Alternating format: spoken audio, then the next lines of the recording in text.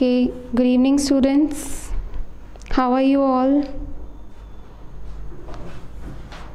So last lecture में कोई doubts हैं किसी को, जो चीज़ समझ नहीं आई हो? So आप बता सकते हैं. I'll be reading the comments and we'll discuss it. जल्दी बताइए.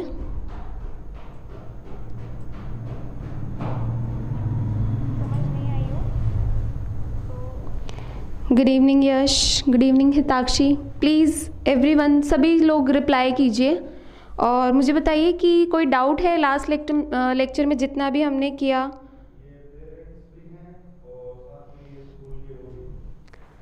और एक रिक्वेस्ट है कि आप लोग प्लीज़ यहाँ पे बातें मत कीजिएगा, सिर्फ कंटेंट और टॉपिक रिलेटेड ही क्वेश्चंस पूछिए. बाद में एक दूसरे से बातें करनी हो तो आप बाद में कर सकते हैं, बट यहाँ पे सिर्फ कंटेंट ओरिएंटेड, जो हमारा सिलेबस है सिलेबस ओरिएंटेड ही बातें हों. ये सिताक्षी बताइए, आपको कोई डाउट है लास्ट लेक्चर का? हाँ जी, ये आज मैं स्टार्टिंग से कराऊंगी. लास्ट हमने सिर्फ ईसोफेगस तक किया था, हमने स्टमक स्टार्ट करना था, बट मैं पिछला भी रिपीट करूंगी.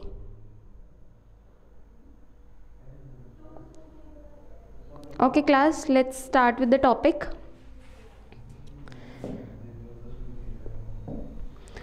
Nutrition in human beings. तो last we have studied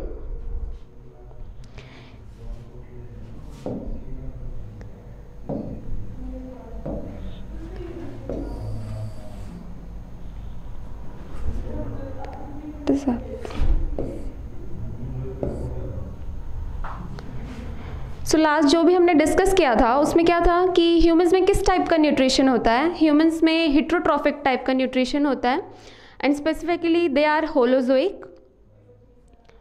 okay, हम क्या करते हैं, फूड को इंजेस्ट करते हैं. ओके, इंजेशन होता है माउथ से, देन स्टार्ट हो जाता है हमारा digestion from the mouth itself, जहाँ पे क्या होते हैं प्रेजेंट हमारे सिलेवरी ग्लैंड्स होते हैं. आई हैव टोल्ड यू कि 3 पेयर्स ऑफ सिलेवरी ग्लैंड्स होते हैं. One is parotid, another one is submandibular and sublingual glands. ये तीनों क्या सिक्रीट करते हैं, सलाइवरी अमाइलेज.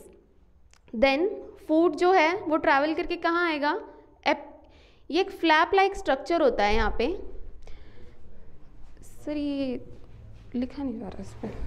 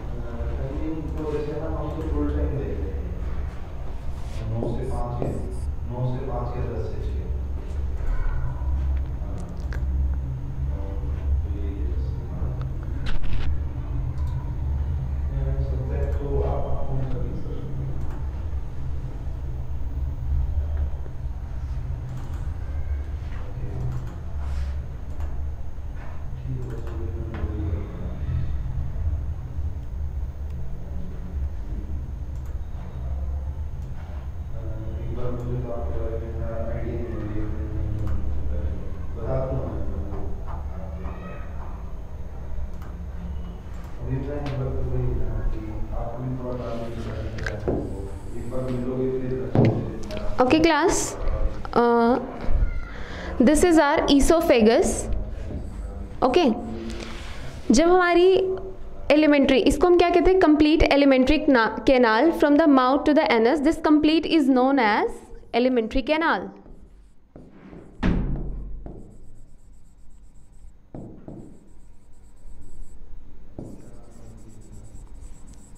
ओके, ये एलिमेंट्री कैनाल है from the mouth, beginning from the mouth and it ends at the anus. Okay, ये एलिमेंट्री कैनाल है. जब हमारा इंजेक्शन स्टार्ट होता है, यहाँ पे क्या होता है, एक नेजल कैविटी आ रही होती है और एक यहाँ से हमारा बक्कल कैविटी है. ये दोनों एक यहाँ पे ज्वाइन करती है, एक जाती है हमारे लंग्स की तरफ और एक एंटर करती है हमारी इस एलिमेंट्री कैनाल में। तो यहाँ पे एक flap like structure, epiglottis,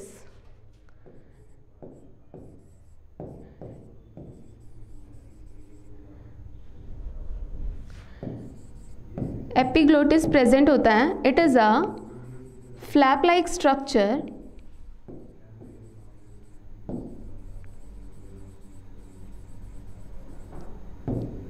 present, जो क्या प्रिवेंट करता है कि जो हमारी विंड पाइप है जहाँ से हम ब्रीद करते हैं तो उसके अंदर खाना ना जाए, वो उसको कवर कर लेता है ऐसे, ठीक है, सो दैट कि हमारा जो खाना है वो डायरेक्ट हमारे ईसोफेगस में एंटर करे, ठीक है। तो ये हमारा फंक्शन है एपिग्लोटिस का। नेक्स्ट, जब खाना यहाँ से यहाँ मूव करता है तो फूड के साथ किसकी मिक्सिंग हो चुकी होती है? सलाइवा की, ओके। तो when food is mixed with saliva it is known as bolus. what it is known as? bolus। ये आपको पता होना चाहिए कि अगर आपके पेपर में लाइक MCQs वगैरह क्वेश्चन जो आएंगे, अगर उसमें पूछा जाए what is bolus, then the food mixed with the saliva is known as bolus. Bolus travel करेगा ईसोफेगस में, and I have already told you कि ईसोफेगस में कौन सी मूवमेंट होती हैं? Peristaltic movements which are involuntary.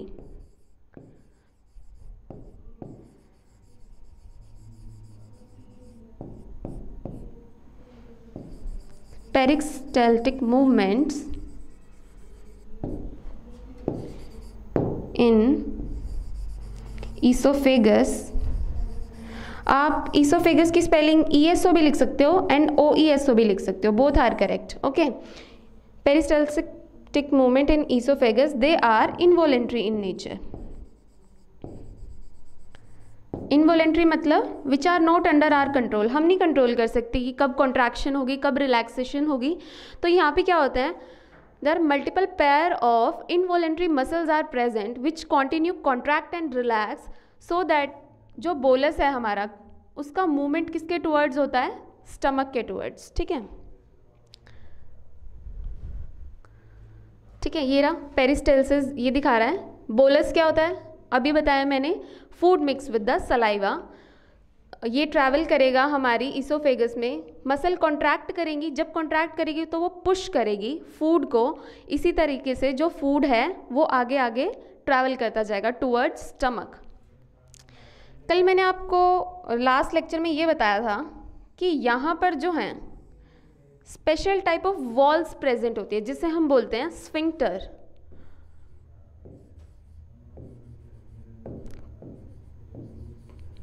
Please इसे ध्यान से पढ़िएगा, ये आपके कॉम्पिटिटिव एग्जाम में, जो आपका एग्रीकल्चर एग्जाम है उसमें ऐसे क्वेश्चंस पूछे जाते हैं। ये आपको बुक में मेंशन नहीं होंगे but they can ask you. They regulate the entry, वो क्या करेंगे? फूड की एंट्री को, ये नहीं कि एक बार में सारा फूड वैसे भी नहीं आ सकता क्योंकि कॉन्टिन्यूसली कॉन्ट्रैक्शन और रिलैक्सेशन चल रही होती है। तो ये क्या करते हैं? दीज आर स्फिंक्टर्स जो रेगुलेट करेंगे। दोनों का नाम अलग है, आपको पता होना चाहिए, ठीक है। एक है हमारे पास पाइलोरिक, पाइलोरिक स्फिंक्टर।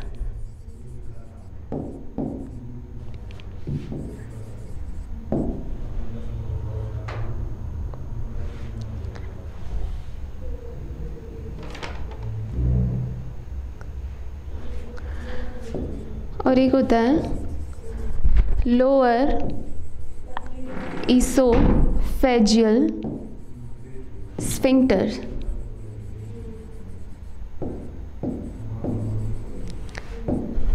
सो जो लोअर ईसोफेजियल होगा, लोअर ईसोफेजियल स्फिंक्टर, वो यहाँ पर प्रेजेंट होगा, एंड पाइलोरिक जो है वो यहाँ पर होगा। इसको हम पाइलोरिक क्यों कहते हैं? ये जो स्टमक है ना, इसके नाम होते हैं, ये जो रीजन है इसको हम बोलते हैं कार्डियक, फंडस, और ये होता है पाइलोरिक एंड। तो ये पाइलोरिक एंड पे प्रेजेंट है तो इसलिए इसका नाम रखा गया था पाइलोरिक स्फिंक्टर। और ये है ईसोफेगस आ रही है, ईसोफेगस के लास्ट पार्ट में प्रेजेंट है, इसीलिए इसका नाम रखा गया है lower oesophageal sphincter. They will regulate the entry of the food. Okay, तो स्फिंक्टर्स का ये काम है। और पेरिस्टाल्टिक मूवमेंट मैंने आपको बता दिया ईसोफेगस में होती है, मसल्स कॉन्ट्रैक्ट करती हैं और पुश करती है बोलस को नीचे की तरफ। ठीक है, bolus I have already told you क्या होता है, food mix with the saliva, उसको हम बोलस कहते हैं।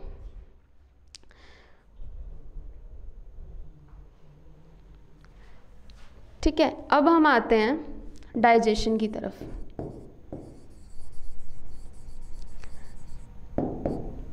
सो हमारा डाइजेशन स्टार्ट हो रहा है, ऑलरेडी स्टार्ट माउथ से हो गया था। अब फूड कहाँ पर आ रहा है, हमारा स्टमक में एंटर कर रहा है। ठीक है,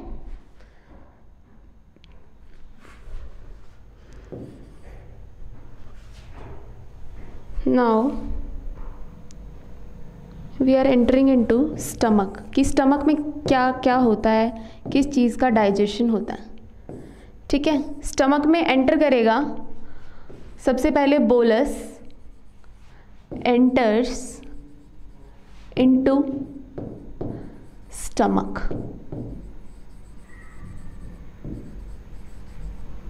ठीक है गाइस, मैं आपको, हमारा स्टमक कुछ इस शेप का होता है।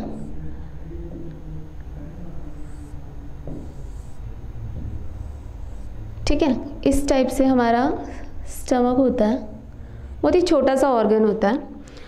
इसकी जो वॉल्स होती है ना, उसका स्ट्रक्चर कुछ इस टाइप से होता है। इसमें क्या होता है, different type of cells present होते हैं। ये क्या करते हैं, पर्टिकुलर टाइप की सिक्रीशंस सिक्रीट करते हैं। ठीक है, multiple type of cells present होते हैं।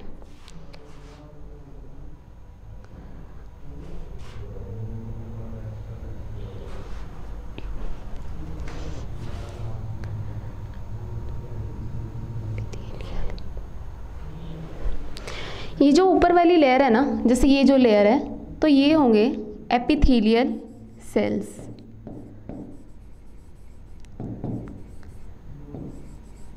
ठीक है, मैं ये ग्रीन डॉट मार्क कर देती हूँ। स्टार्टिंग के जो कुछ सेल्स होंगे अपर लेयर के, they will be, then with a different colour I am showing,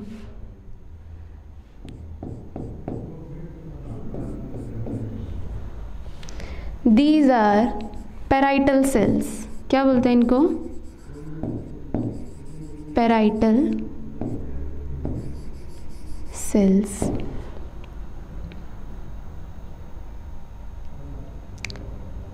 और let's with pink colour,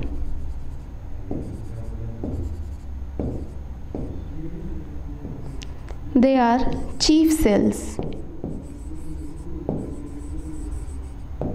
okay, तो अब हम डिस्कस करेंगे इनका क्या फंक्शन है। स्टमक में डाइजेशन होता है प्रोटीन्स का, प्रोटीन्स डाइजेशन टेक्स प्लेस।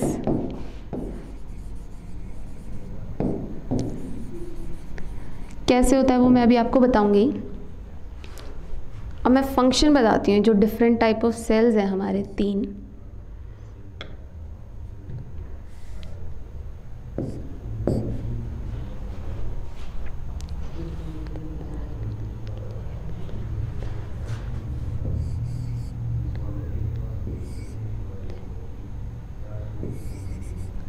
और इनका एक अनदर नेम है, और इनको कहते हैं गॉबलेट सेल्स। क्या बोलते हैं, गॉबलेट सेल्स। ठीक है, ये इनका ही नेम है। तो I am depicting here it with G, C for chief cell, P for parietal cells. Okay, जो पैराइटल सेल्स होंगे इट विल सिक्रीट HCl। जो चीफ सेल होंगे it will secrete the enzyme pepsinogen. ठीक है, और जो गॉबलेट सेल हैं, एपिथेलियल सेल हैं, they will secrete the mucus. ठीक है, जैसे ही फूड एंटर करेगा HCl सिक्रीट होगा। HCl के 2 फंक्शन हैं। एक तो HCl क्या है आपको पता होगा, it is a acid. Okay,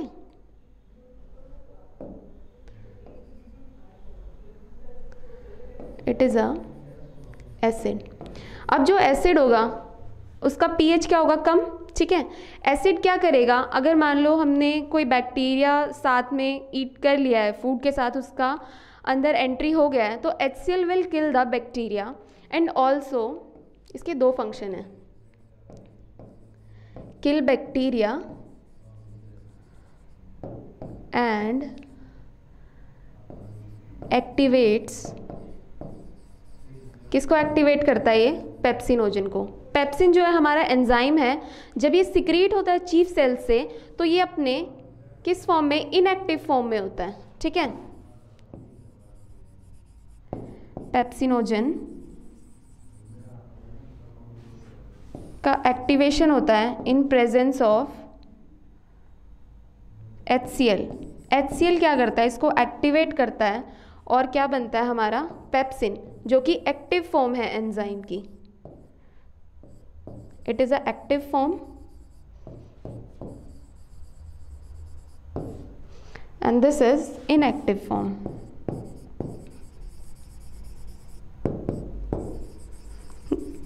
ये याद रखिएगा कि HCl के दो रोल हैं। फर्स्ट वो क्या करेगा, बैक्टीरिया को किल करेगा, एंड सेकेंड जो पेप्सिनोजन हमारा एंजाइम है जो हमारे प्रोटीन्स की डाइजेशन करता है उसको उसके किस में, एक्टिवेटेड फॉर्म में, सो दैट कि ये एक्ट कर सके, जो प्रोटीन पार्ट हमने अपनी डाइट में लिया है उसको डाइजेस्ट कर सके। तो यहाँ पे आता है रोल पेप्सिन का। अब ये क्वेश्चन राइज होता है कि म्यूकस की क्या ज़रूरत पड़ गई यहाँ पर, ठीक है। जो वॉल है ये क्या करेगा, एसिड सिक्रीट करेगा। अगर एसिड सिक्रीट हो रहा है तो वो हमें भी तो हार्म कर सकता है, बॉडी से तो हमारे सिक्रीट हो रहा है, इसीलिए म्यूकस जो है, जो गॉबलेट सेल है हमारे, ये कॉन्टिन्यूसली क्या करते हैं, म्यूकस सिक्रीट करते हैं, और जो हमारी स्टमक है ना इसको लाइन करके रखते हैं म्यूकस से।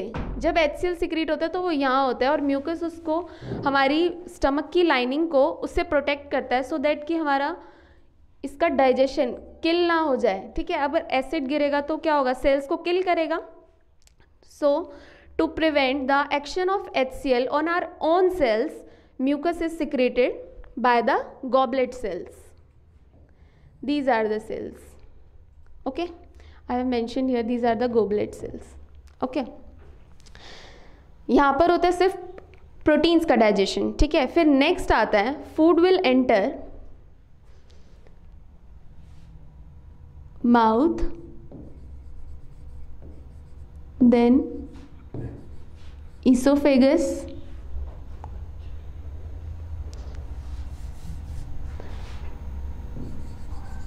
mouth, then esophagus,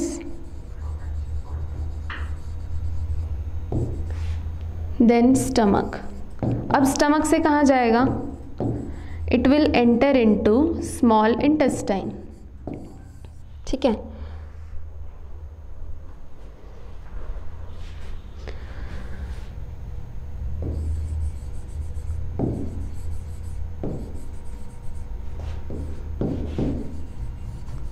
जो मोस्टली डाइजेशन है ना वो सारा इंटेस्टाइन में होता है, ठीक है। कंप्लीट डाइजेशन जो होता है ना ह्यूमंस में, वो स्टार्ट तो होता है माउथ से, पर वो ख़त्म हो जाता है इंटेस्टाइन, स्मॉल इंटेस्टाइन तक, और उसकी एब्जॉर्प्शन भी स्टार्ट हो जाती है यहाँ पे।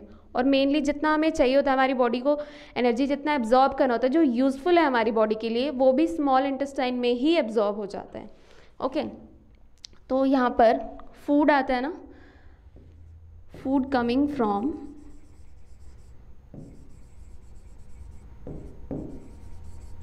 स्टमक। अब जो स्टमक से फूड आ रहा है, ठीक है, उसके साथ HCl मिक्स है, उसका pH क्या होगा, एसिडिक होगा। अगर वो स्मॉल इंटेस्टाइन में एंटर करेगा तो वो इसको भी हार्म करेगा। तो इसके pH को न्यूट्रलाइज करने के लिए हमारे पास क्या आता है, हमारा जो ऑर्गन है लिवर एंड पेनक्रियाज, वो सिक्रीट करते हैं अपने सिक्रीशंस। लिवर से क्या आता है,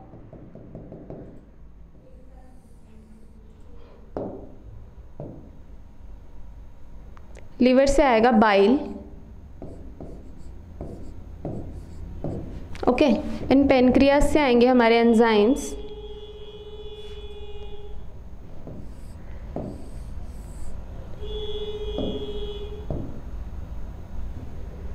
ट्रिप्सिन।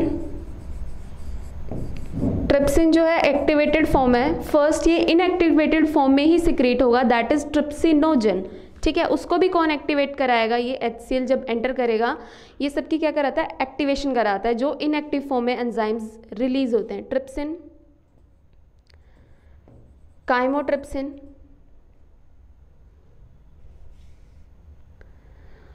पेनक्रियाज के मैं एंजाइम इधर लिख रही हूँ।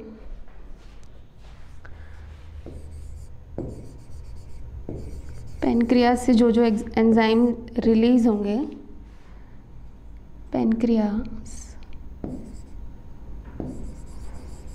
releases the enzyme like trypsin,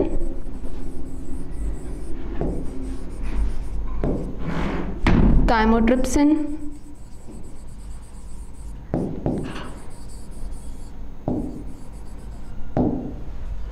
ये एंजाइम, और लीवर से आएगा हमारे पास बाइल और आएगा lipase.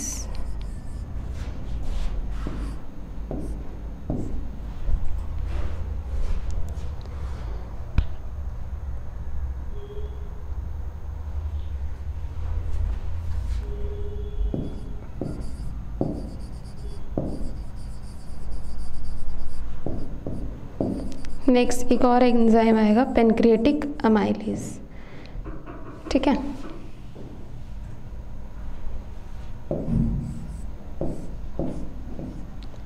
Trypsin, lipase and major, ये 3 एंजाइम है जो आपको करने हैं।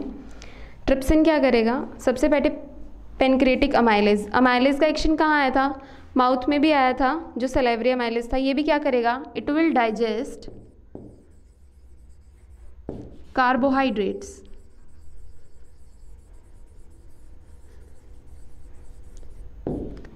lipase will help in digestion of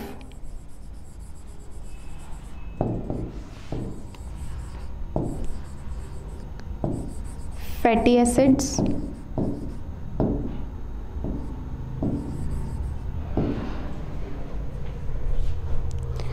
और जो हमारा ट्रिप्सिन है वो प्रोटीन्स को डाइजेस्ट करेगा, जो फर्दर रिमेन प्रोटीन है उनको डाइजेस्ट कराएगा।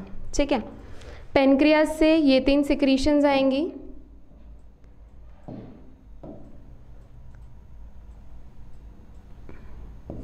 One, 2 and 3।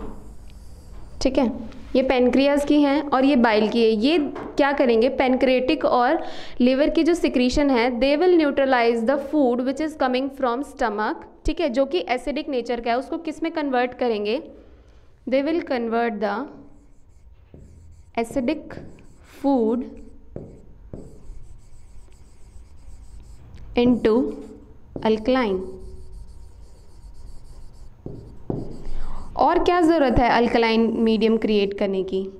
ज़रूरत ये है कि ये जो एंजाइम है, पेनक्रिएटिक एंजाइम है, हर एक जो एंजाइम होता है उसका स्पेसिफिक pH होता है कि वो सिर्फ उसी पे ही काम करेगा। बाकी जो भी एंजाइम है वो एसिडिक pH पे काम नहीं कर सकते, जैसे HCl करता है। सेम पेनक्रियाज के जो एंजाइम है उनके साथ भी है, ये एसिडिक pH पे नहीं काम करेंगे। किस pH पे काम करेंगे? एल्कलाइन। पर HCl किस पे काम करता है? एसिडिक। तो हर एक एंजाइम का work of mode of action वो क्या है? डिफरेंट है। ठीक है, ये डाइजेशन हुआ।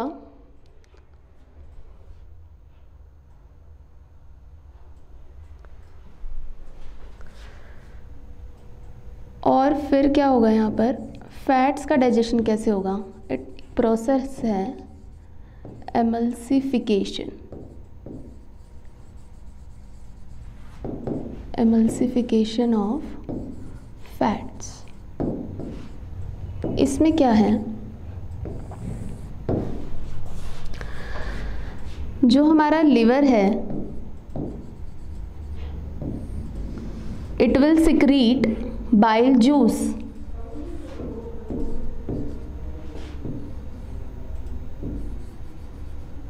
ओके, क्या सिक्रीट करेगा? Bile juice. और bile juice contains bile salts and pigments. Bile salts and pigments. Okay. Pigments. ये हमारा फैट मॉलिक्यूल है सपोज, ठीक है.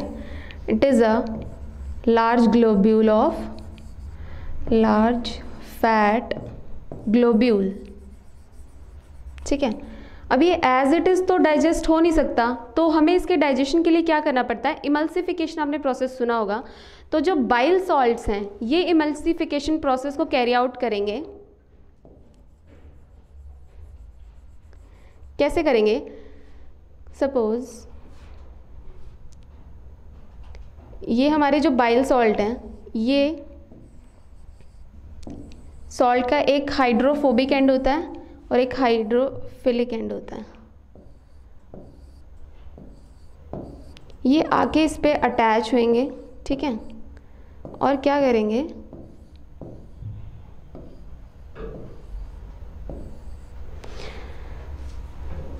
these red parts are bile salts which are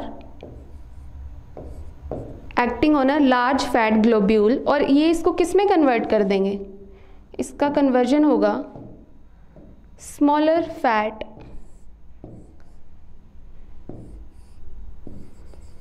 converted into, ये हो जाएगा स्मॉल फैट ग्लोब्यूल्स में. जो लार्ज फैट ग्लोब्यूल है इसका कन्वर्जन होगा, it is small fat globule, ठीक है. ये अब क्या हो जाएंगे, इजीली हमारी बॉडी में एब्जॉर्ब हो जाएंगे. कैसे? ये है फैट का इमल्सिफिकेशन, ये प्रोसेस है, ठीक है. लिवर कहाँ से लिवर क्या सिक्रीट करेगा? Bile juice. बाइल जूस में क्या होते हैं? बाइल सॉल्ट्स होते हैं और बाइल पिगमेंट्स होते हैं, जो क्या करेंगे, ये जो हमारा फैटी एसिड है, फैटी एसिड चेन होती है, इसके क्या करेंगे, बॉन्ड्स को ब्रेक करेंगे, ठीक है. और इसको क्या करेंगे, स्मॉलर पार्ट्स में कन्वर्ट कर देंगे. इनका एब्जॉर्प्शन जो है वो इजीली हो सकता है. कैसे? जो हमारी स्मॉल इंटेस्टाइन है, small intestine tube like structure है. मैं इसका आपको एक एनलार्ज्ड व्यू दिखा रही हूँ. इसमें क्या होते हैं, विलाइज प्रेजेंट होते हैं, ठीक है. थिन हेयर लाइक प्रोजेक्शंस होती हैं and millions of villi are present. These are villi, ठीक है. और इनके अंदर क्या होता है, इनके अंदर ब्लड वेसल्स होती हैं, ओके. ब्लड वेसल्स होती हैं जहाँ से क्या होता है, एब्जॉर्ब होता है ब्लड में और ये ट्रांसपोर्ट हो जाता है. अगर फैट को स्टोर करना है तो वो लिवर में जाएगा और स्टोर होएगा. These are villi. और यहाँ पे एपिथेलियल सेल्स होते हैं, ठीक है, जो इसको कवर करके रखते हैं. These cells will perform the function of absorption of digested food. Okay, these all are nucleated cell. Obviously nucleus present होगा इन सब में. और क्या होगा, फूड एब्जॉर्ब्ड बाय विलाई, ठीक है. विलाई क्या करेंगे, फूड को एब्जॉर्ब करेंगे और इनको क्या करेंगे, फिर ट्रांसपोर्ट करेंगे. ट्रांसपोर्टेशन किसके थ्रू हो सकता है? ब्लड के थ्रू हो सकता है ह्यूमन बॉडी में, because it is the pigment which transports the food energy from one organ to another. जहाँ पे उसका रिक्वायरमेंट होगा वहीं पे ही इसको ट्रांसफ़र कर देगा, ठीक है. और जो विलाई होते हैं इनका क्या फंक्शन होता है? Function of villi, the function is they help in absorption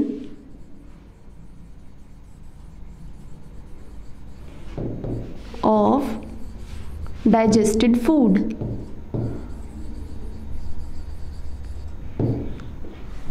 ठीक है, डाइजेस्टेड फूड के एब्जॉर्प्शन में हेल्प करेगा। नेक्स्ट इसका फंक्शन क्या है, it will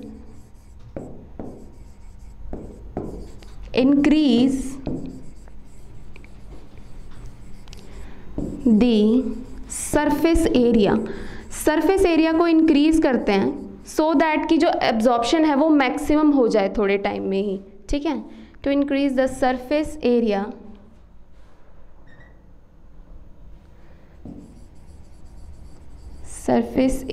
of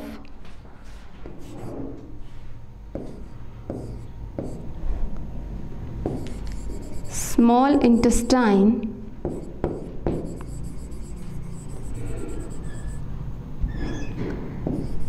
for better absorption, for better and fast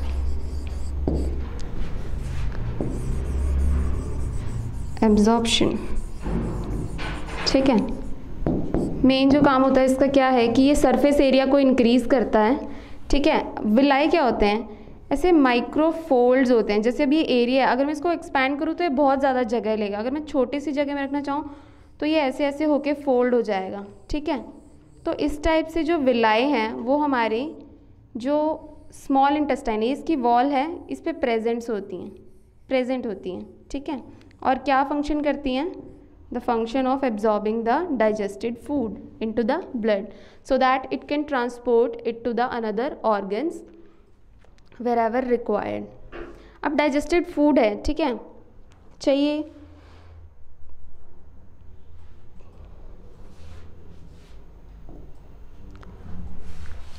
storage किस फॉर्म में होता है ह्यूमन बॉडी में, देन स्टोरेज ऑफ फूड।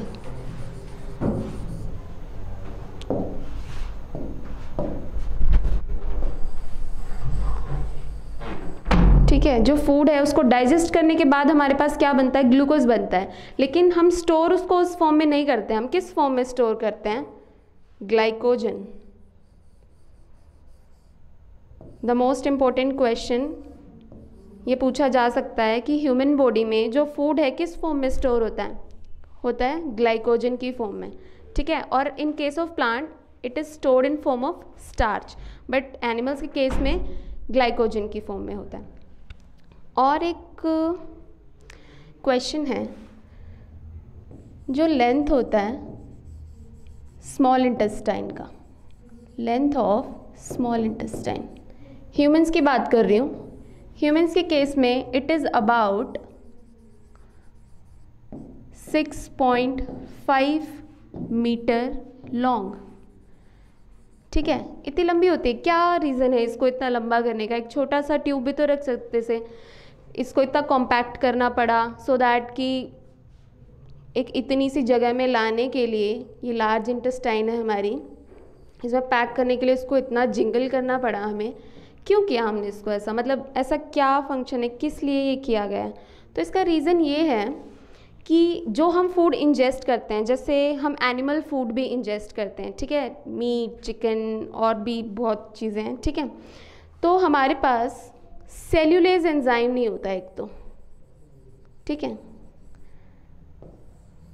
तो हम इजीली जो हम अगर सेल्यूलोज इंजेस्ट कर रहे हैं तो उसको डाइजेस्ट करने के लिए पहली बात तो हमारे पास ये एंजाइम नहीं है, और जो हम चीज़ें खा रहे हैं उसको डाइजेस्ट होने के लिए टाइम चाहिए और एब्जॉर्ब होने के लिए, इसीलिए इसका लेंथ इतना रखा गया है। ठीक है, और जो एनिमल्स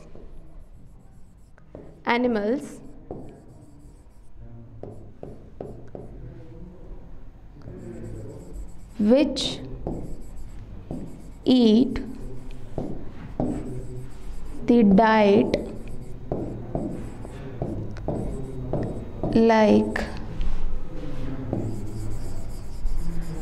meat और चिकन। ठीक है, सो इसको डाइजेस्ट करने के लिए हमें इतना टाइम चाहिए, क्योंकि हमारे पास सेल्यूलेज एंजाइम नहीं है जो इसको ईजीली फ्रैक्शन ऑफ सेकेंड्स तो नहीं बोलेंगे, कुछ मिनट्स में इसको डाइजेस्ट कर दें। तो इसका डाइजेशन जो है, जब एंजाइम नहीं है तो दूसरे एंजाइम की हेल्प से उसका डाइजेशन क्या हो जाता है, लंबा हो जाता है। इसलिए हमें ये स्मॉल इंटेस्टाइन का लेंथ ऐसा चाहिए। जैसे लायंस हैं, ठीक है, जो omnivorous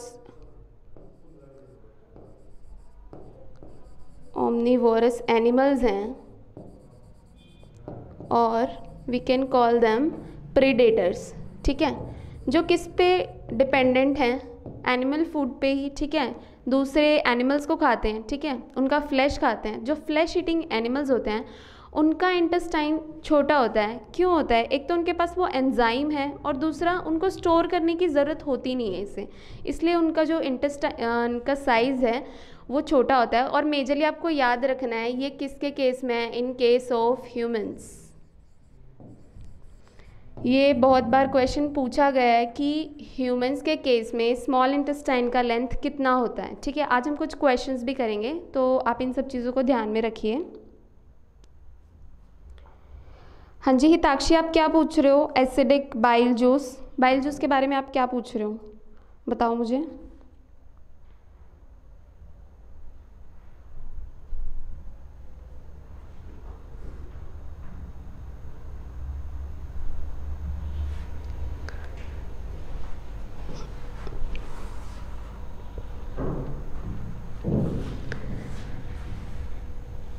अब जो फूड है वो मैक्सिमम क्या हो चुका है, उसका डाइजेशन एंड एब्जॉर्प्शन हो चुका है। सबसे पहले तो डाइजेशन हो गया, ठीक है, पेनक्रियाज बाइल ने सिक्रीशन किया, स्टमक ने किया, वहाँ से डाइजेशन हुआ फूड का। फूड के बाद उसका एब्जॉर्प्शन हुआ, देन एसिमिलेशन होता है, उसको स्टोर करके रखना और जब हमें ज़रूरत हो उसको यूटिलाइज करना, दैट इज एसिमिलेशन। ओके, अब क्या है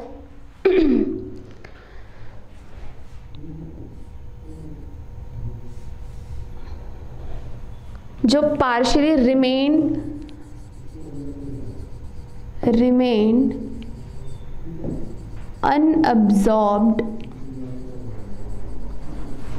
फूड मटेरियल, ठीक है, जितना एब्जॉर्ब होना था डाइजेस्ट होने के बाद वो तो स्मॉल इंटेस्टाइन ने कर लिया।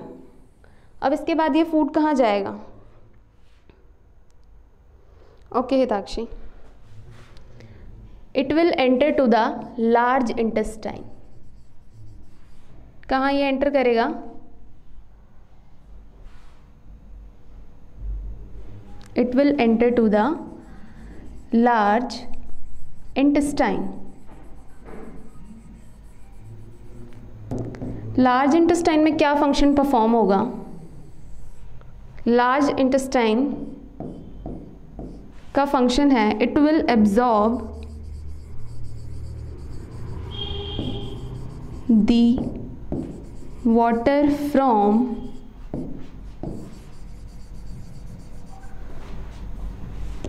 remained unabsorbed food material। Okay, हमें अपनी वाटर रिक्वायरमेंट्स को भी तो फुलफिल करना है। अगर सारा जो हमने वाटर कंज्यूम किया या दूसरे रेस्पिरेटरी या और प्रोसेसेस में यूज़ हो रहा है, उसके बाद अगर हमारे पास ऑप्शन है कि हम वाटर को स्टोर कर सकते हैं, अगर एक्सेस होगा तो वो तो किडनी फिल्टर आउट कर देंगी। बट लार्ज इंटेस्टाइन का ये फंक्शन है कि जो अनएब्जॉर्ब फूड जो बच गया, ठीक है, जो एब्जॉर्ब नहीं हो पाया, उससे क्या करेगा, वो वाटर एक्सट्रैक्ट करेगा और उसका एब्जॉर्प्शन कराएगा ब्लड में। उसके बाद जो ये फूड है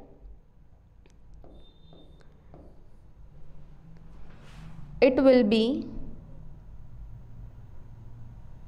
क्या होगा इसका, converted in form of faeces, ठीक है, फीसेस जिसे बोलते हैं। और इसका क्या हो जाएगा? फीसेस क्या है? अनअब्जॉर्ब्ड फूड मटेरियल जो बचा, feces. It will be ejaculated out from the body. कहाँ से होगा? रेक्टम से होता हुआ एनस से एग्जिट होगा और इस प्रोसेस को हम कहते हैं डीफिकेशन. क्या बोलते हैं? Defecation. Removal of waste unabsorbed material from the body is known as defecation. Okay, यहाँ पे आपका डाइजेशन कंप्लीट होता है, assimilation, then defecation is the last step. Okay, ये है. और मुझे एक बात बताइए, मैंने लास्ट टाइम भी आपको बताया था, please guys answer my question. I am asking a question. Bile is secreted from the liver. ठीक है, अगर वो स्टोर होता है बॉडी में तो कौन से ऑर्गन में स्टोर होता है? Please reply fast.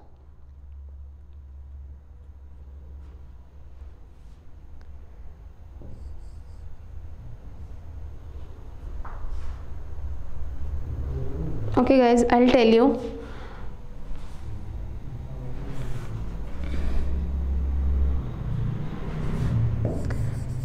ये इम्पॉर्टेंट क्वेश्चन है बहुत.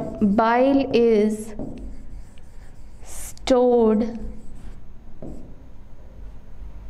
stored or used to store in gall bladder. Okay, कौन से ऑर्गन में स्टोर होता है? गॉल ब्लैडर में. Very good Hitakshi. Bile duct से क्या होता है रोहित?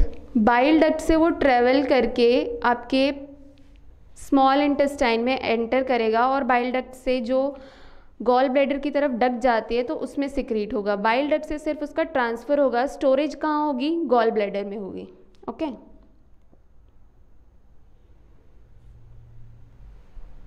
सो यहाँ पे आपका digestion in humans animals complete होता है. Next we are moving on the topic dental caries. और हम इसको क्या बोलते हैं?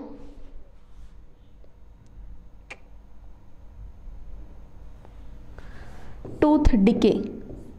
क्या बोलते हैं? Tooth decay. दांत सड़ जाता है ना हमारे, जो लोग ब्रश नहीं करते हैं, देखा होगा आपने, है ना? तो ये हमें एक टॉपिक पढ़ना है, बहुत इंपॉर्टेंट टॉपिक है. वैसे तो आपकी एनसीईआरटीज़ में बहुत छोटा सा दिया हुआ है, बट एग्जामिनेशन पॉइंट से और जो आपके कॉम्पिटिटिव एग्ज़ाम में से क्वेश्चन ज़रूर आता है. ये स्ट्रक्चर है टीथ का. जो हार्डेस्ट मटेरियल सब्सटेंस है वो क्या है? Enamel, this white portion.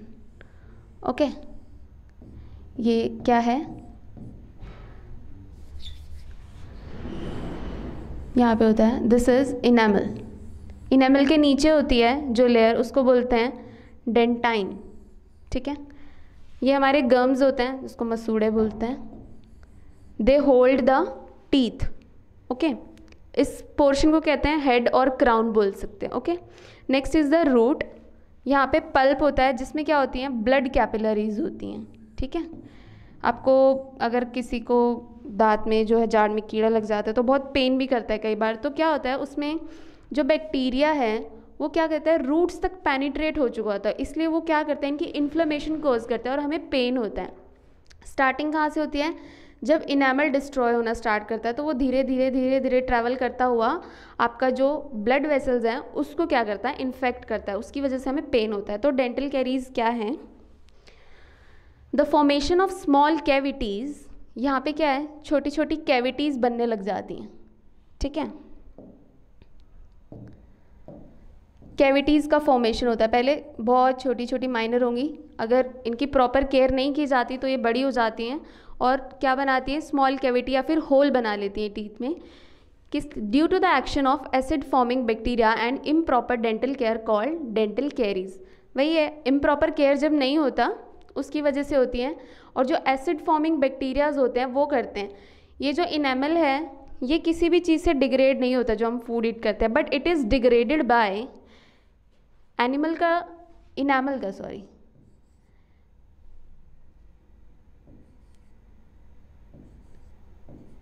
enamel is degraded by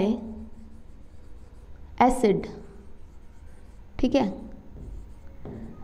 acid क्या, कौन, कहाँ से आता है acid? Acid forming bacteria,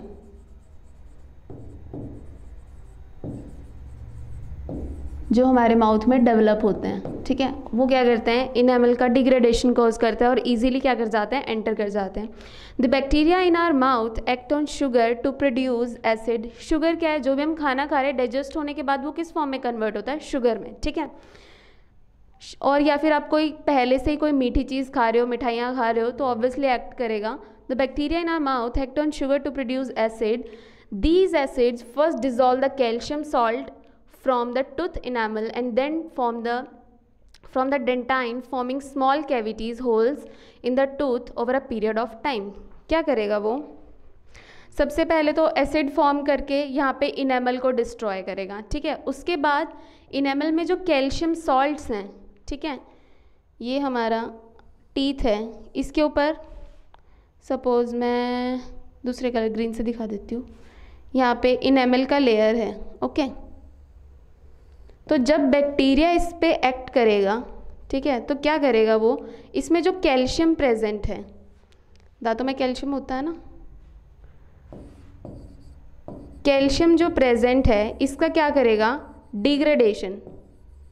degradation मतलब इसको डिस्ट्रॉय कर देगा।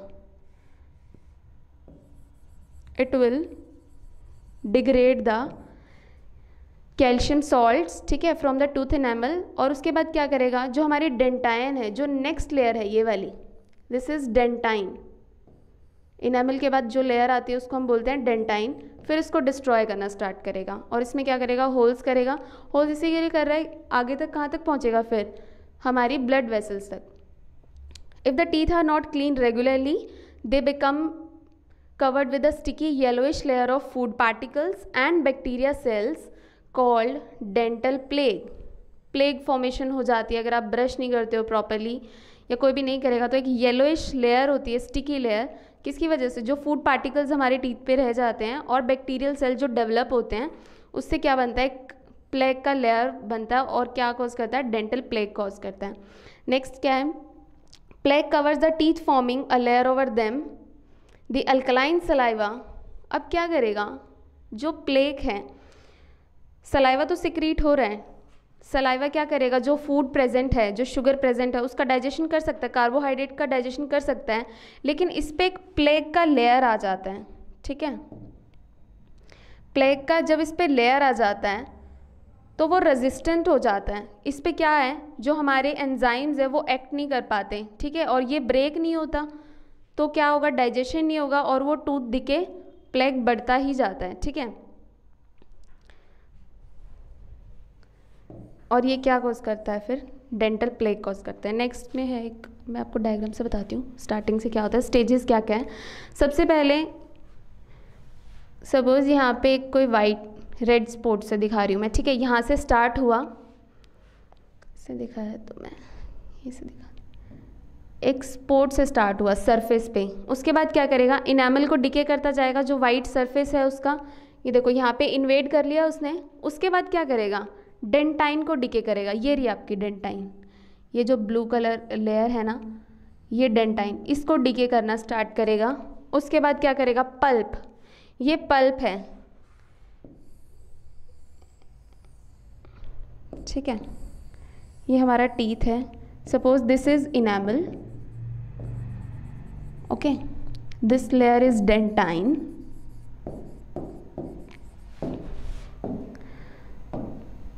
और ये यहाँ पे क्या होती है, पल्प कैविटी होती है, जिसमें क्या होती है, हमारी ब्लड वेसल्स होती हैं। डेंटाइन के बाद कहाँ एंटर करेगा, पल्प में एंटर करेगा, दिस इज पल्प, और इन ब्लड वेसल्स को क्या करेगा, फिर abscess formation.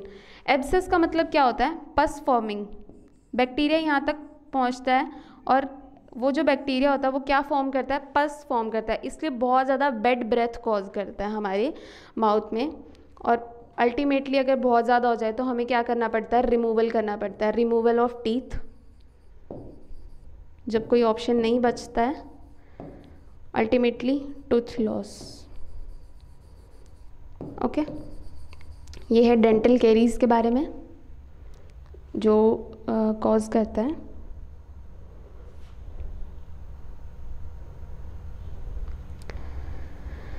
Next topic is respiration.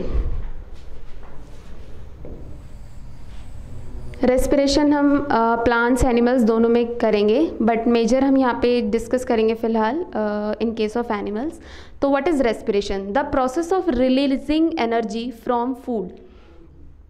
ठीक है, हमने पहले फूड को डाइजेस्ट कराया, उसको स्टोर कराया। जो फूड बाकी सेल्स में जाके फिर डिस्ट्रीब्यूट हो जाएगा ना, ये सेल है मेरे पास, ठीक है, इसके पास आया फूड, एब्जॉर्ब होने के बाद इसके पास अवेलेबल हुआ, ब्लड ने इस तक पहुंचाया फूड। अब रेस्पिरेशन क्या होता है? रेस्पिरेशन वो प्रोसेस होता है जिसमें हमें एनर्जी की रिक्वायरमेंट होती है। हम कोई काम कर रहे हैं, हम कुछ खा नहीं रहे, उसके बाद हमने एक बार तो खा लिया, उसके बाद जब जितना टाइम हम नहीं खाते हैं तो हमारी स्टोर्ड एनर्जी यूज़ होती है। ठीक है, तो स्टोर्ड ग्लाइकोजन की फॉर्म में हुई थी वहाँ पे, ग्लूकोज ग्लाइकोजन। ये जो स्टोर्ड मॉलिक्यूल हैं, जो फूड पार्टिकल हैं, इसका क्या होगा? ऑक्सीडेशन होता है फूड पार्टिकल का, तो उसको हम बोलते हैं respiration. The process of respiration involves taking in oxygen air into the cells using it for releasing energy by burning food. यहाँ पे क्या होता है? कंप्लीट डाइजेशन, फूड का बर्निंग होता है in presence of oxygen and it forms carbon dioxide, water and energy. Carbon dioxide है वो जो रिलीज हो जाएगी, ये एनिमल्स के केस में बात हो रही है, क्योंकि कार्बन डाइऑक्साइड प्लांट्स के केस में रिलीज नहीं होती, प्लांट्स कंज्यूम करते हैं कार्बन डाइऑक्साइड को, ये एनिमल्स के केस में डिस्कस हो रहा है। वाटर भी रिलीज होता है और एनर्जी मिलती है, तो इसीलिए हम फूड का, स्टोर फूड का ब्रेक डाउन करते हैं so as to obtain energy. ठीक है, यही हमारा मेन सोर्स है जो हमें चाहिए, इसलिए हम स्टोर फूड को यूज़ करते हैं। Next is the respiration takes place inside the cell of body, hence it is known as cellular respiration. अब ये सेल है, इसके अंदर जो स्टोर्ड फूड है उसका हमने यूटिलाइज किया, और ये प्रोसेस कहाँ होता है? सेल में होता है, इसीलिए हम इसको बोलते हैं cellular respiration. Cellular respiration, the respiration which is taking place inside a cell is known as cellular respiration. और इसके दो बाय प्रोडक्ट्स क्या हैं? Carbon dioxide and water. ये बाय प्रोडक्ट्स हैं, जो यूजफुल है वो क्या है? एनर्जी।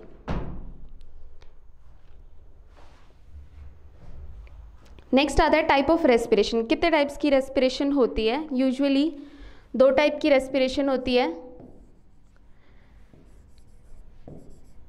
एनारोबिक,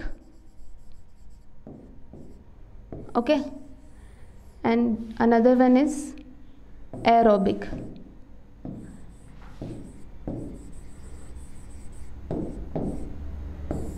तो ये हम मेजरली डिस्कस करेंगे अभी यहाँ पे। एनारोबिक क्या होती है? इट अकर्स, इसका पॉइंट है it occurs in absence of oxygen, absence of oxygen. Anaerobes होते हैं, एनारोब्स क्या होते हैं? ऐसे ऑर्गेनिज्म या फिर माइक्रो ऑर्गेनिज्म जो कि इस टाइप की रेस्पिरेशन को फॉलो करते हैं, और किस टाइप से?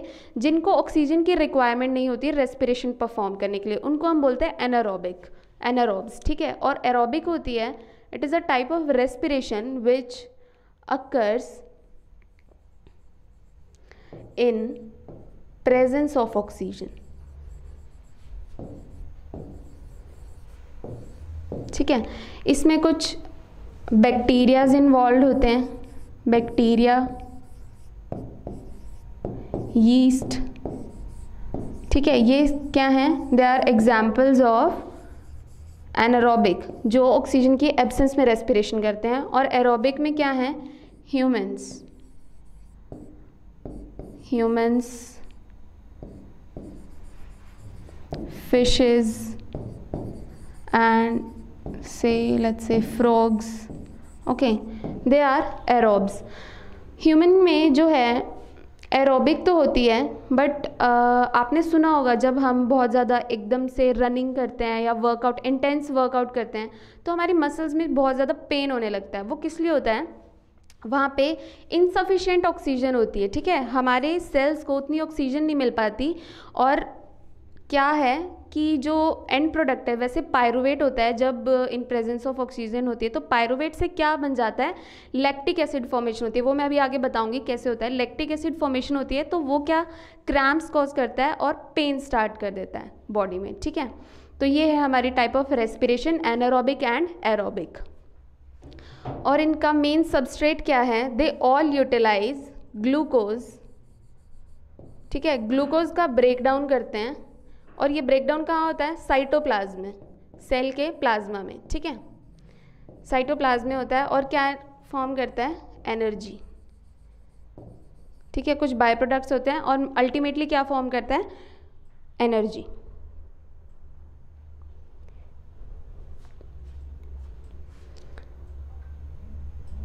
सो ये है जिसमें हम डिफरेंट टाइप ऑफ रेस्पिरेशन के मेथड पढ़ेंगे। तो सबस्ट्रेट क्या है,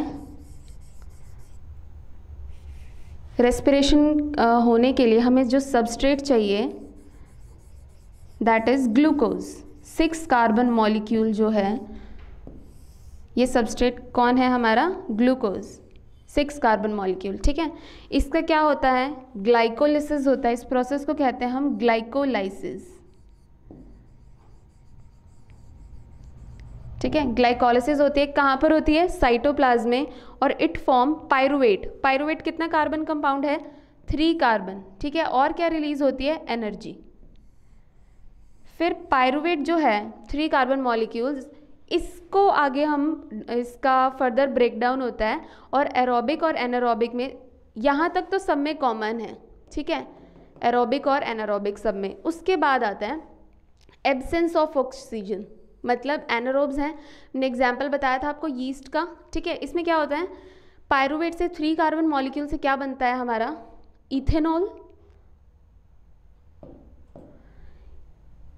इथेनॉल 2 कार्बन कंपाउंड, पता है ना, H4 2 carbon, carbon dioxide and energy. Okay guys, the most important thing कि एनर्जी किस फॉर्म में निकलती है, दैट इज ATP। क्या फुल फॉर्म है इसकी, एडिनोसिन ट्राइफॉस्फेट, ट्राइफॉस्फेट। ये क्वेश्चन है जो BSc एग्रीकल्चर 6 ईयर प्रोग्राम है, उसमें क्वेश्चन पूछा गया है, what is the full form of ATP, that is adenosine triphosphate. Okay, यहाँ पे एनर्जी बनती है, और कितनी एनर्जी बनती है, अगर हम एक ग्लूकोज का मॉलिक्यूल, हम इस सब में सपोज, ऑब्वियसली जब बॉडी में होता है तो ह्यूज अमाउंट में मल्टीपल मॉलिक्यूल्स इन्वॉल्व होते हैं, पर फॉर एग्जांपल हम सिर्फ एक मॉलिक्यूल को लेके चल रहे हैं, ठीक है। यहाँ पे कितने मॉलिक्यूल को इंक्लूड कर रहे हैं, 1 ग्लूकोज मॉलिक्यूल। तो 1 ग्लूकोज मॉलिक्यूल जब उसका ब्रेकडाउन होगा in absence of oxygen, in case of yeast that is a anaerobe, तो क्या बनाएगा, ethanol 2 carbon compound, carbon dioxide release करेगा, और एनर्जी, एनर्जी कितने ATP फॉर्म होंगे, 2 ATPs आर फॉर्म्ड। ये आप याद रख सकते हैं, आपको ये मैकेनिज्म नहीं करना कि कहाँ से कितना कैसे ATP बना, जस्ट रिमेंबर दिस कि 2 ATP बनते हैं। Okay, next one is in the lack of oxygen. यहाँ पे एब्सेंस नहीं होती, कमी होती है। एग्जाम्पल ह्यूमंस में, मसल सेल्स में, ठीक है, मैंने आपको बताया जब हम इंटेंस वर्कआउट करते हैं या कभी बहुत ज़्यादा चल लेते हैं तो उसमें क्या होता है, पायरुवेट 3 कार्बन कंपाउंड से अनदर 3 कार्बन कंपाउंड बनता है जिसको हम बोलते हैं लैक्टिक एसिड। क्या बनता है, लैक्टिक एसिड। और यहाँ पे भी साथ में क्या बन रही है, एनर्जी। कितने एनर्जी, एक ग्लूकोज मॉलिक्यूल है वो कितने ATPs प्रोड्यूस करता है, सेम 2 ATP प्रोड्यूस करता है, ठीक है। और this lactic acid induce pain in our muscle. क्या करता है, मसल्स में पेन कॉज करता है। जब भी एक्यूमुलेशन होता है लैक्टिक एसिड का तो इंड्यूसेस पेन इन मसल। इसको कैसे रिड्यूस कर सकते हैं, गर्म पानी से सेकते हैं जैसे, ठीक है, या फिर नहाने से क्या करता है, जो हॉट वाटर होता है वो बॉडी में सर्कुलेशन बढ़ाता है, ऑक्सीजन को वहाँ तक, जिस सेल में कमी है जहाँ पे लैक्टिक एसिड बना है उसको ऑक्सीजन मिलेगा, वो फिर से क्या बनाएगा, लैक्टिक एसिड ब्रेक हो जाएगा, तो धीरे धीरे क्या है, जो पेन होना कम हो जाएगा। Okay, next one is in presence of oxygen. Oxygen की प्रेजेंस में जो होती है उसको हम बोलते हैं एरोबिक। एयर, AER,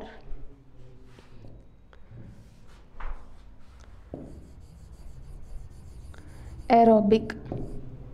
यहाँ से AER का मतलब है इन प्रेजेंस ऑफ ऑक्सीजन, ठीक है। तो यहाँ तक जो है, जैसे ये सेल है, कोई भी सेल है, let's say any cell, nucleated cell of animals, ये सेल है, ये इसका न्यूक्लियस है, साइटोप्लाज्म, अदर ऑर्गेनेलीज भी होंगी। तो ह्यूमंस की अगर मैं बात करूँ, एनिमल्स किसी भी, तो इसमें एक ऐसा ऑर्गन प्रेजेंट होता है जिसको हम बोलते हैं माइटोकॉन्ड्रिया, ठीक है, ये लिखा हुआ है, इट इज़ माइटोकॉन्ड्रिया। ये क्या करता है, जनरेट करता है ATP, ठीक है। This is the power machine, power house of cell. Mitochondria is another main question पूछा जाता है कि सेल का पावर हाउस ऑफ सेल कौन सा है जो ऑर्गेनली सेल के अंदर प्रेजेंट होता है, वो है mitochondria. It is known as power house of cell, ठीक है। यहाँ से हमें एनर्जी ATP का प्रोडक्शन होता है माइटोकॉन्ड्रिया में। तो प्रेजेंस ऑफ ऑक्सीजन क्या बनेगा, कार्बन डाइऑक्साइड। अब अगर हम एनिमल्स की बात कर रहे हैं तो ये रिमूव हो जाएगा, जो जैसे अगर इन केस ऑफ ह्यूमंस क्या होता है, हमारे पास लंग्स होते हैं, वहाँ पे गैसियस एक्सचेंज होता है, कार्बन डाइऑक्साइड जो सेल से सेल्यूलर रेस्पिरेशन से निकला है वो बाहर जाएगा और ऑक्सीजन का कंजम्पशन हो जाता है एल्वियोलाई से, ठीक है। वाटर का यूज़ हो जाता है और एनर्जी। यहाँ पे जो है हाईएस्ट अमाउंट कितने बनते हैं, 38, ये आपको याद रखना है। What? That one glucose molecule when get oxidized, ठीक है, in presence of oxygen it generates 38 ATPs, ठीक है। यहाँ पे कितना बना रहा है, एक ग्लूकोज मॉलिक्यूल, ऑक्सीजन के एब्सेंस में 2 ATP, lack of oxygen 2 ATP and in presence of oxygen 38। तो ये बहुत एफिशिएंट मेथड है टू जनरेट ATP और एनर्जी, ठीक है। हाँ जी योगेश, इसे पायरुविक एसिड, ये पायरुवेट होता है 3 कार्बन कंपाउंड, और जो यहाँ लिखती हूँ मैं, आप बोल रहे हो पायरुविक एसिड। पायरुविक एसिड जो होता है it is a 2 carbon compound, ठीक है, 2 कार्बन होता है। हम यहाँ पे पायरुवेट से यूज़ करते हैं और ये फर्दर प्रोसेस जनरेट करते हैं। तो पायरुविक एसिड 2 कार्बन होता है और पायरुवेट होता है 3 carbon compound. So next we are moving on.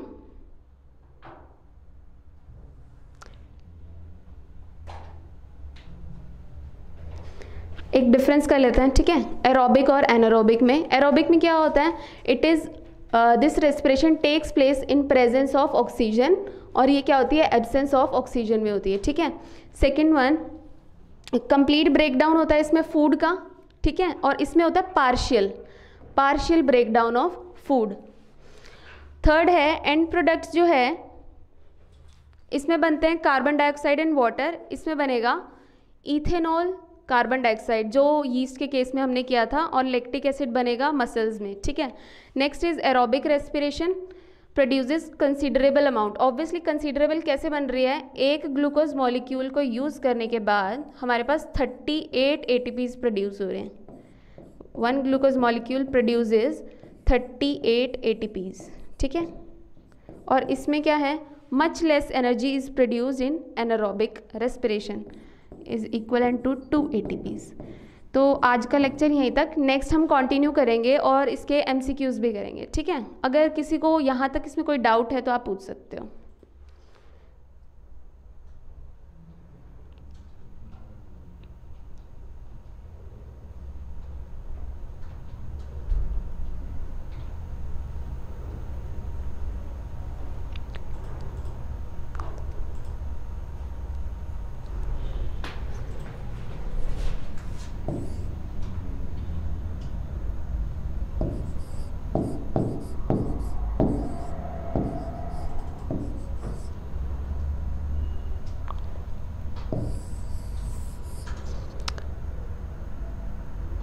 यश, आपने पूछा है पायरुविक एसिड का फॉर्मूला, तो ये पायरुविक एसिड का फॉर्मूला है। वैसे आपको ये यूज़ नहीं करना है, but you have asked so I am telling you, pyruvic acid का ये फॉर्मूला है।